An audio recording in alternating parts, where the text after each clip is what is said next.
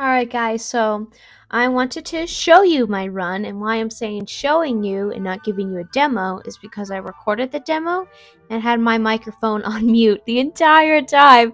So I'll just show you the final product. So let me show you my reference first to show you my whole planning process. So I thought this kickback was fun. If you look at him, see how he points his heels and he has like this really nice pointed knee all the way throughout. Um, and I thought the spine was nice and clean, and I thought that the arms, I could maybe do something with the arms that would fit better with my walk. So this is what I ended up with.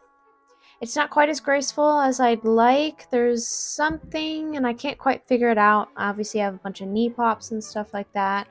Um, but again, I'll get to that in spline, and I may end up changing it a bit in spline just to make it feel a little bit more graceful.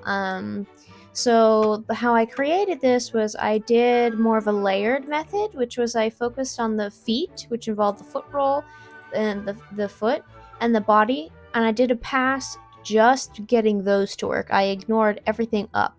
And once that was working, then I did more of a pose to pose method, which is what I typically do.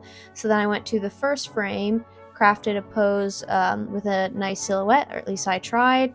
And then from there, I mirrored it so that it was working, and then did some overlap and everything. I kept it very simple. If you'll notice the rotations on the spine and everything, like I literally, well, with the exception of that, it's very few keys, and honestly I've been having issues. I feel like Unreal interpolates a lot differently than I expect, um, and as such I was having a lot of issues with the FK arm, so I did the same trick again where I did him an IK and put him in chest space, so I would hear a little bit of motion, but it was way more easily controlled. Maybe this is because I've gotten used to animating Stitch in IK as chest space, and so now it's just like a habit. Um, but yeah, this is my run. It needs to be more graceful, but I'll do another pass at it another time. This will be good enough for uh, testing purposes. So I'll go ahead and export it. Right click on the rig. Oh, I also wanted to show you something that I'm quite proud of. If I do, I changed the weapon to be a skeletal mesh and added a rig on it so that I could arc track it.